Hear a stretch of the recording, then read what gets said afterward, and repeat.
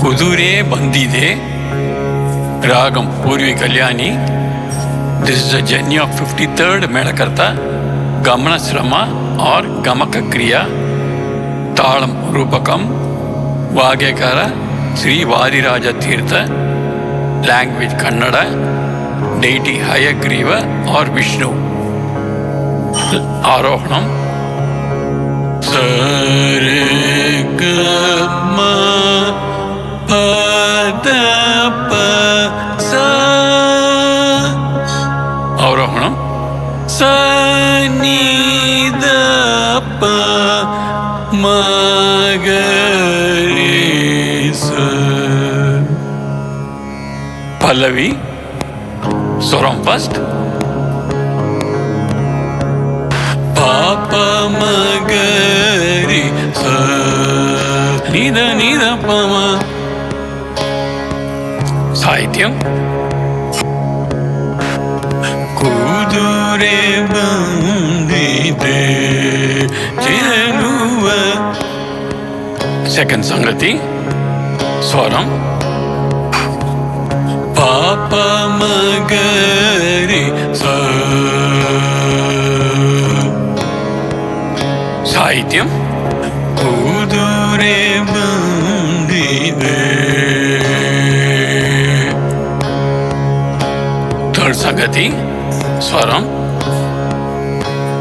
ಸರಿ ಸದ ಸರಿ ಗಮ ಪಮ ಗಮ ಪಮ ಪ. ಸಾಹಿತ್ಯಂ ಕುದುರೆ ಬಂದಿದೆ ಚೆಲುವ. ಫೋರ್ತ್ ಸಂಗತಿ ಸ್ವರಂ ಪಮ ನಿದ ಪಮ ಗಮ ಗರಿ ಸ. ಸಾಹಿತ್ಯಂ ಕುದುರೆ ಬಂದಿದೆ. ಅನುಪಲ್ಲವಿ ಸ್ವರಂ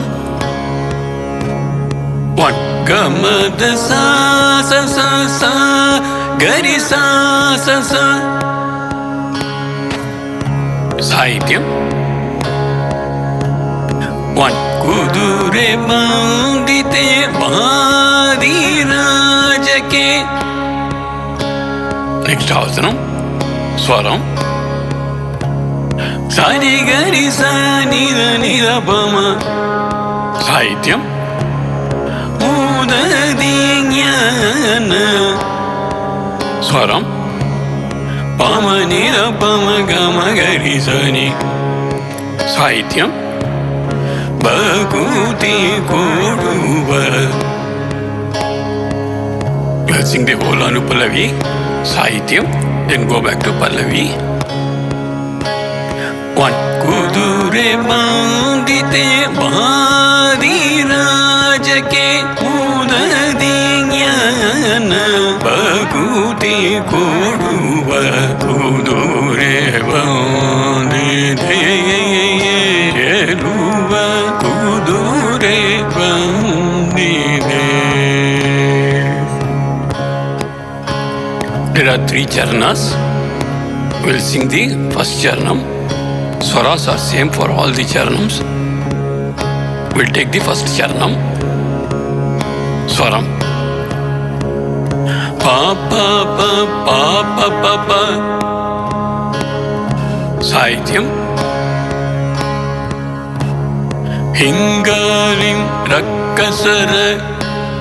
ಸ್ವರಂ ಪ ಪ ಪ ಗ ಮ ಗ. ಸಾಹಿತ್ಯಂ ಓದೇವ ಕುದುರೆ. ಸ್ವರಂ ಗ ಮ ಗ ರಿ ಸ ಸ ಸ. ಸಾಹಿತ್ಯಂ ಮುಂಗಾಲು ಕೆದರಿ ಸದ ಸರಿ ಗ ಗ. ಸಾಹಿತ್ಯಂ ಬಾಲವ ಬೀಸಿ. We'll sing the first charanam, 2 lines, that is 4 arthanams. Sahityam ಹಿಂಗಾಲಿಂ ರಕ್ಕಸರ ಹೊದೆಬ ಕುದುರೆ ಮುಂಗಾಲು ಕೆದರಿ ಬಾಲವ ಬೇಯಿಸಿ. ನೆಕ್ಸ್ಟ್ ಆವರ್ತನಂ ಸ್ವರಂ ಪದ ಪ ಸಾ ಸಾ ಸಾ. ಸಾಹಿತ್ಯಂ ಒಂಟಗೆ ಸೀತಲೆಯ. ಸ್ವರಂ ಸರಿ ಗರಿ ಗ ಪಯರಿ ಸ. ಸಾಹಿತ್ಯಂ ಅಡಿ ಗಡಿಗೆ. ನೆಕ್ಸ್ಟ್ ಆವರ್ತನಂ ಸಾನಿ ಗರಿ ಸ ನಿದ ನಿದ ಪಮ ಪಮ ನಿದ ಪಮ ಪಮ ಗರಿ ಸ. ಸಾಹಿತ್ಯಂ ಜಿಗಿದು ಹಾರಿ ಕರೀಬ. We'll sing the whole charanam, then go back to Pallavi. ಹಿಂಗಾಲಿಂ ರಕ್ಕಸರ ಹೊದೆಬ ಕುದುರೆ ಮುಂಗಾಲು ಕೆದರಿ ಬಾಲವ ಬೇಯಿಸಿ. ತಗ್ಗಿಸಿ ತಲೆಯ ಅಡಿಗಡಿಗೆ ಜಿಗಿದು ಹಾರಿ ಕರೀಬ ಕುದುರೆ ಬಂದಿದೆಯೇರುವ ಕುದುರೆ ಬಂದಿದೆ. So you can repeat the other charanams in the same way.